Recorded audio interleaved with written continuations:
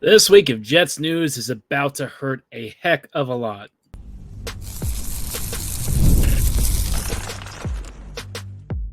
You're Locked On the Hockey Jets, your daily podcast on the Winnipeg Jets, part of the Locked On Podcast Network, your team every day.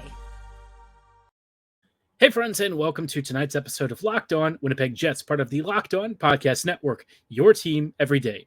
I'm your host, Harrison Lee, an avid Winnipeg Jets fan and an online blogger. You can follow me on Twitter at HLivingLoco and at LO_Winnipeg Jets. Thanks for making Locked On Jets your first listen of the day every day.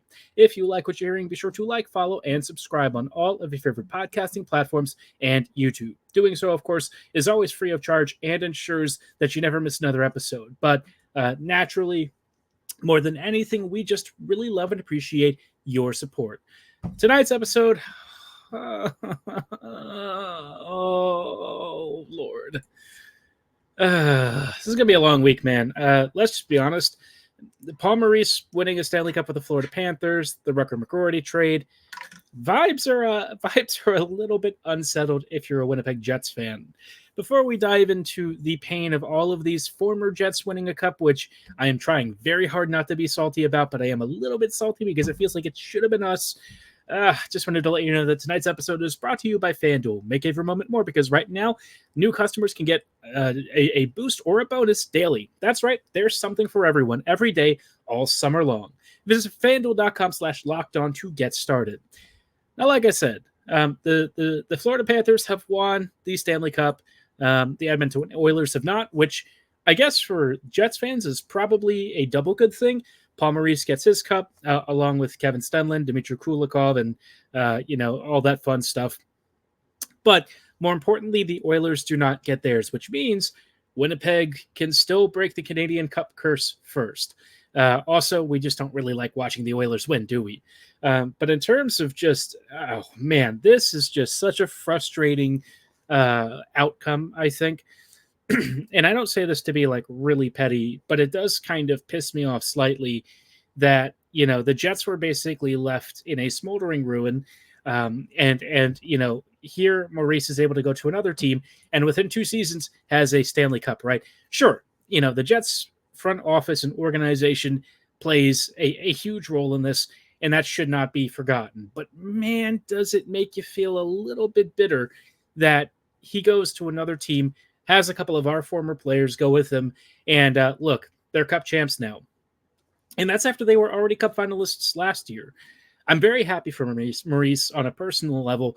I think it's great, right? Like, aside from like my sports saltiness, my Jets fan saltiness coming out, in terms of like the personal story, it's great. I think it's a nice thing to see. Maurice was always a class act for the Jets. And in a lot of ways, the only reason the Jets were even in a more competitive state when he was there was because he underwent a lot of the hard work to get the Jets into a modern NHL organization. So, yeah, it's good to see him get rewarded. And he also did shout out the Jets in that last little snippet. He said, if I could ask for one thing more, it's for the Winnipeg Jets to win the next Stanley Cup, which is nice, right? When he departed, I think he knew that his time was up. And so at the end of the day, he made the right call. I wish it had happened earlier, because had Maurice departed and given the Jets more time to sort of sort things out, right? I think Winnipeg may have been in a better spot in the last couple of seasons. And honestly, Maurice could have gone elsewhere and been basically a hero. So remembered as a hero in Winnipeg, he could have been really going out on top. And instead, there was a fair amount of bitterness. And I think that saltiness has kind of bled into the intro to tonight's episode. I'm really not like upset, but I am kind of like mad that it just wasn't us, man. I keep thinking about how the Jets have been the past 2 years. I keep thinking about how close Winnipeg was in 2017, 2018. And I just, it hurts. It hurts a lot. To know that the team was this close, to feel like we were on the cusp of greatness, and somehow just couldn't quite close the deal. Thanks to Marc-Andre Fleury. If I didn't have enough reasons to hate the Pittsburgh Penguins, well, I had one more. Thank you, Pittsburgh, for giving Vegas the guy who ended up ending all of our cup dreams. So that was cool. Aside from that, it just is what it is. I mean, Winnipeg, if anything, should probably look in the mirror and ask itself how it got to this point, right? What organizationally went so wrong that Paul Maurice had a team that looked like a cup contender and a dynasty of sorts in the cap era, and it all fell apart. And I think perhaps that reflection has led to some changes recently. I think that they're talking about things in a more positive fashion, but I still wonder, what lessons will they take from this? Not that there's much to take away from Florida necessarily. Much better living situation for a lot of players. They have a lot of top talent that they've drafted. And, it just is what it is, right? That team's deeper in almost all positions. And so it's not shocking that Paul Maurice, who generally does well when he's given a huge top, cast of talent to work with, gets himself not only a cup win, but also, 2 cup appearances in consecutive seasons. So it is what it is. Good for Pomo, good for a lot of former Jets on that team. My heart still hurts. I could not watch that and feel impartial. But the positive spin is it was really funny that McDavid won the Conn Smythe and wasn't actually on the ice to receive it. But man, wow. It's just a whole weird situation. I'm surprised, that they perhaps didn't give it to Bobrovsky, but in terms of, McDavid being deserving, I think the Conn Smythe for him as a pick is certainly fair. I think he really carried the Oilers through a lot of this playoff stretch. And honestly, the only reason Edmonton was remotely close to competing in this postseason and actually getting to this point was because McDavid was so good. So, yeah, Cup run is finally over. The offseason is finally about to kick off. And this week, I think if you're a Winnipeg fan, there's probably a sense of dread. I think a lot of us are kind of just waiting for a lot of shoes to fall. The Rutger McGroarty thing, we're going to talk about it in a little bit because there was a new report that added a little bit more color to the whole situation. And I got to be honest, in light of that report, it makes it a little hard to blame the Jets for how they reacted. In fact, I think this could be one of the scenarios where Winnipeg was maybe in the right. Again, there's going to be a lot of leaks that we probably hear over the next few days as both player and team attempt to try and leverage the situation. But from what we're hearing, it does kind of sound like maybe Rutger was forcing this a little bit more than he should have.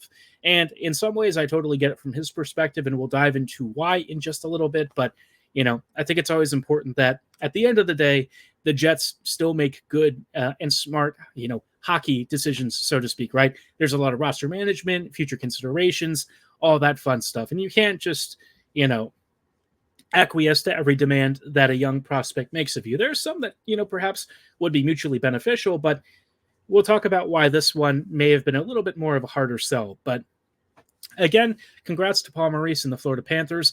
Wish it was us, but I'm just gonna have to live with it that it wasn't. Perhaps we will be next year's Cup champs.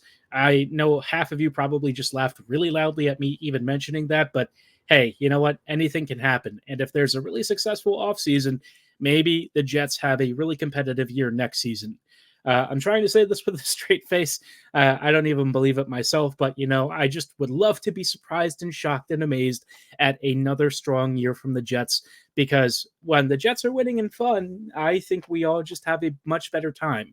It's a lot more enjoyable to talk about Winnipeg then. But like I said, want to spend some time talking about some of the more recent Rutger McGroarty news, because there's been a new change and a new development.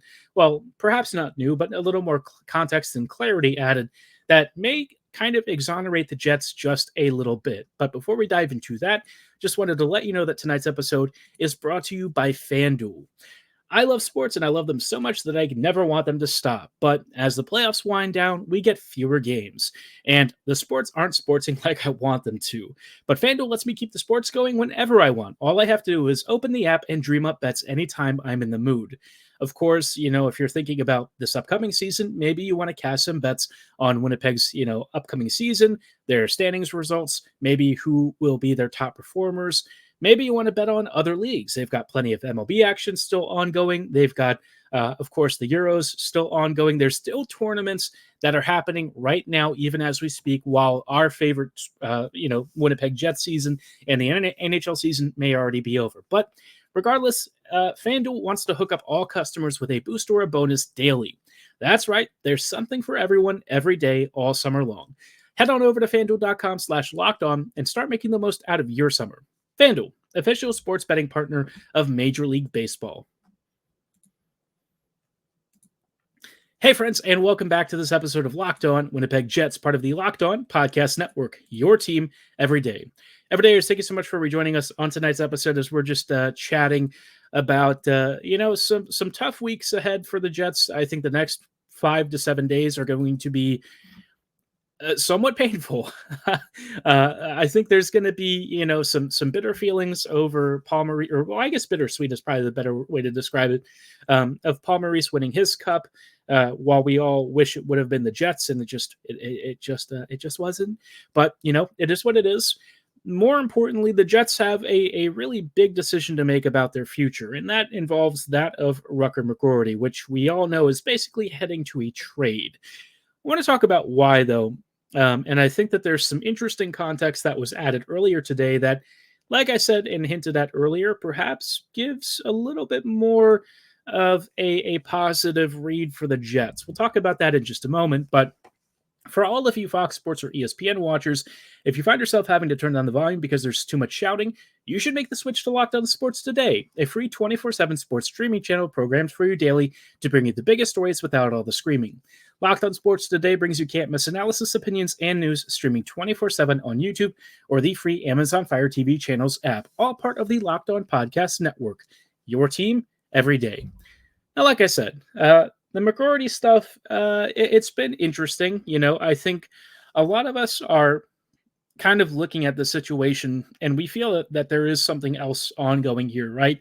Whether it's something on McGroarty's side, something with the Jets, there had to have been some reason that the relationship deteriorated to this point, because for a prospect and a team to basically not be talking at this stage is really unusual. You don't really see that very often. I mean, I know Cutter just did this whole thing with the Flyers and forced his way to Anaheim, but I don't know. With how McGroarty was really heralded by the Jets for a while and how he seemingly was very publicly in favor of the team, it's a little strange. So today it kind of came out that there was a little bit more flavor added to it. The suggestion was the deterioration started in April when the Jets were pushing for a playoff spot. Rutger's season had just ended. He wanted to join the team and honestly have an NHL spot. And the team was like, well, no, we need to kind of prepare for, trying to get home ice advantage and stuff, which they were actively pushing for. And that appears to have been a bit of an inflammation point, which I find real interesting, right? So from Rutger's perspective, getting to the league now and burning an ELC season with a handful of games, both from the regular season and playoffs combined, it does get you to a next contract faster. And it also means that you make some cash immediately out of college, right? The NHL salary on your ELC, even for just a few games, is a pretty substantial amount. So, I can't really underestimate that impact, but from Rutger's perspective, I almost wonder if he would have been better off just waiting. Had he actually given himself a full season on his ELC to really get that track record and leverage, he might be able to negotiate for more. So he'll have that opportunity now that he's going to have to sign somewhere else. I guess that actually works out for him a little bit more than it does from trying to rush things. But I do see it from his perspective. I can see why he'd be impatient and want to be an immediate contributor. And while I certainly admire and love that in a player and would love to see guys wanting to join the Jets, I think that there's also a certain level of expectation and reality that has to be kind of brought back in, right? The Jets can't just be handing out big roster spots to prospects, right as they're fighting for home ice advantage in the playoffs when there's only a handful of games left in the season. And I think Rutger was sort of expecting to not only do that, but also be part of the playoff team, which, look, McGroarty might have actually been a nice upgrade internally, but I don't think that there was enough time to find out if he was capable of that. His season kind of went pretty deep. I think Bones was fairly locked into his roster. I mean, think about it, right?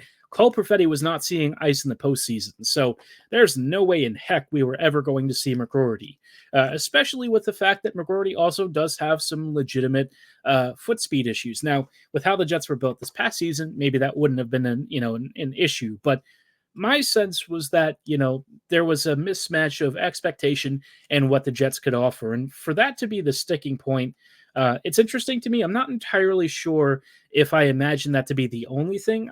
I have to think that there's some other stuff underlying all of this, and it could just be that McGroarty doesn't want to play in Winnipeg. But based on his comments early on, at least, I would be surprised if that was the specific issue. I think he's a Midwestern kid. I don't think that was like the geographic situation being, one of the factors. I feel like something else happened, and maybe something was said. There was an escalation, and at some point it just led to this. But whatever the case may be, the Jets are rumored to be interested in a first-round pick. This is coming back from some team sources who apparently are speculating that's what they're thinking the Jets are into. That could just be a lot of teams hoping that they're going to be able to get away without giving up an RFA. I think Winnipeg would probably prefer a young RFA at like age 22 or 23 versus another draft pick, right? Constantly amassing draft prospects and stuff when you struggle to get them to the NHL doesn't really seem like it's going to be all that productive. But McGroarty is good enough and near enough that you could probably bring in an out-of-favor RFA. We talked about it on the last episode. I kind of feel like that's my angle, right? If you're going to have an asset that can help in the near term, maybe go for a guy who's already had a reasonably demonstrated track record at the NHL, but for one reason or another has pissed off somebody in his respective organization. I think this is a great chance for the Jets to get a roster player of some sort. Maybe they can't. Maybe McGroarty is somehow tainted goods, and I could see that being the case. But I keep thinking about how many times Pierre-Luc Dubois got traded before he arrived in Winnipeg. And, I feel like maybe this, I guess, Dubois didn't end up really getting traded that much. He got traded to the Kings, after that. But even still, like he had a reputation, right? And I think McGroarty doesn't really have that right now, other than perhaps some unrealistic expectations of a role. And he could get traded to a team that's going to be willing to give him ice time. And if that's the case, I could see there being a scenario where a team's looking at like a Nietzsche's or something, a player that clearly is going to cost them a lot of money right now, and perhaps they aren't interested in signing, and apparently the Jets are actually interested in Nietzsche's. I do wonder if there's something there. Winnipeg was apparently one of the first suitors for Nietzsche's services, which is interesting. I can't say that I think that deal is going to happen between Winnipeg and Carolina, although I'm open to being surprised. If McGroarty does go there, I would be interested to see what sort of role they envision for him. Rutger is less of the kind of player I thought they would target, but I mean, there's certainly a fit there. I could see him being a nice, gritty role player, maybe a really, really, really upgraded Jordan Martinook, somebody with really high-end playmaking skills and, a pretty decent shot, but is also pretty physical in the corners and can win those battles with his big frame. So, there's a whole variety of options. I guess I'm just a little disappointed that it's kind of come to this, right? Regardless of who is really at fault, I had sort of pegged, McGroarty as a future captain. I really thought that he was going to be the guy, and to see him sort of exhibiting this sort of behavior and perhaps making me second guess that is disappointing. We don't really know these guys off the ice all that well, other than our limited interactions and what people say about them. So I'm going to reserve my judgment fully. I don't know who's really at fault here, and I don't honestly blame McGroarty for exercising his right. If he doesn't want to play here, he just doesn't want to play here. He didn't get a choice to get drafted by the Jets. He didn't get a choice in Winnipeg not wanting to really offer him a roster spot, so if he doesn't want to play here, so be it. There's going to be plenty of other teams out there who will probably be willing to acquiesce to his request, and that's fine. I just hope that whatever comes out of it, the Jets end up with a relatively decent haul, but therein kind of lies the rub. I think this is just one part of an upcoming busy week that could see a fair number of departures, and all I know is it could really be a painful week. We're going to talk about that to wrap up in just a little bit, and some guys who might be on the way out, on top of Rutger, all coming right up in just a quick moment. But before we go too much further, I did want to shout out our friends and partners at eBay Motors. Passion, drive, and patience. The formula for winning championships is also what keeps your ride or die alive. eBay Motors has everything you need to maintain your vehicle and level it up to peak performance. From superchargers to roof racks, exhaust kits, LED headlights, and more, whether you're into speed, power, or style, eBay Motors has you covered. With over 122 million parts for your number one vehicle, you'll always find exactly what you're looking for. And with eBay's guaranteed fit, your part is guaranteed to fit your ride every time or you get your money back. With eBay Motors, you're burning rubber, not cash. With all the parts you need at the prices you want, it's easy to make your car the MVP and bring home huge victories. Keep your ride or die alive at ebaymotors.com. Eligible items only, exclusions apply. eBay Guaranteed Fit is only available to U.S. customers. Hey, friends, and welcome back to this episode of Locked On Winnipeg Jets, part of the Locked On Podcast Network, your team every day. Every day, thank you so much for rejoining us on tonight's episode as we're just wrapping up with some thoughts, perhaps a little more pessimistic than I would like to be. But I'm going to be honest, I think this week could be a relatively painful one for Winnipeg Jets fans. Let's be real, right? Rutger McGroarty might be getting traded. Nikolai Ehlers might be on the way out. Brendan Dillon's going into free agency. We're likely to see one of Nate Schmidt or Neil Pionk traded. And for all of my thoughts about their performance on the ice, no question that both guys are real big characters and very accountable guys. So personally, it does suck, right? My guess is it's going to be Schmidt. I could see that being a situation. I guess with the pain does come the promise of potentially new beginnings. And maybe that's where Winnipeg really needs, a makeover, right? This team is in desperate need of some sort of injection because Winnipeg got really far with what it was doing last season, but you could tell that as soon as it came up against a specific style of hockey that does tend to be pretty productive in the playoffs, well, the Jets were shown to be a second-class team. And I think that was very apparent against Colorado. And even Colorado had its own issues the deeper it got in the postseason. So for Winnipeg, this week could be very transformative. You're going to be seeing some veterans departing, and you're going to be seeing some new additions, whether it's in the form of draft picks, prospects, or perhaps even some roster players. I think for what I'm hoping comes out of this week, I want to see more spots opened for some of our youth. I think the Jets need to reallocate some of their cap considerations. Look, I like guys like Iafallo and Appleton and Schmidt and stuff, but a lot of them come with pretty hefty cap hits. Appleton's pretty modest; it's just a little over $2 million, but Iafallo's like $4 million. Schmidt's like 5.95 or almost 6, pretty expensive, and so. At this stage, you've got to make better use of that space because the Jets are one of those teams that doesn't have the luxury of a lot of dead weight on the team. And I think that's kind of held the Jets back in the past. They certainly will have more ELCs to rely upon this upcoming season, which is great. I think that's exactly how you should build. That's how the 2017-2018 team was built. And hopefully with the new coaching staff, they're going to be able to get more out of this team than some of the older, coaching staffs and rosters were able to put together. So I'm trying to see the bright side. I think right now things feel pretty grim because we're seeing yet another prospect want out. We have, an unfortunate track record and history of that with the Jets. But I will say that, Arniel probably would have pushed to have Rutger on this year's team. And so if Rutger really is just not talking and not interested in communicating with Winnipeg, well, that's kind of on him in my mind. I think he's going to make that choice, and that's fine. He can make that choice. I don't think I'm going to hold that against the Jets necessarily.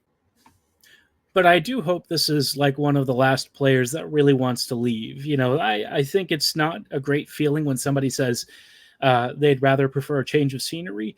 It hurts that Ehlers wants to kind of go. I love Ehlers. I think he's been one of my favorite players. And it sucks that, he is already thinking about his next destination, which, I mean, again, can you really blame him? He's played very minimal minutes over his career. And he probably could have been putting up some serious numbers if A, he could stay healthy, and B, he actually was used the way he should be. So, yeah, it just feels like that never quite materialized in a relationship that really blossomed. But the good news is he's not unhappy necessarily. So I guess it could be worse. At least Ehlers isn't actively requesting a trade. He still loves us enough to not want to, go through the whole dog and pony show. But yeah, the vibes this week are just feeling a little bit dim. I am hoping that at the end of all of this, the Jets come out stronger. I will say that over the past couple of years, when the Jets have been forced into these kinds of things, they've made the most of it. They've done a good job. I think the Dubois trade really gave me a lot more confidence in the front office's ability to sort of get the most bang for your buck. And sure, it did require a bit of a stroke of luck, and it required some good fortune to come Winnipeg's way, with Rob Blake apparently being very generous.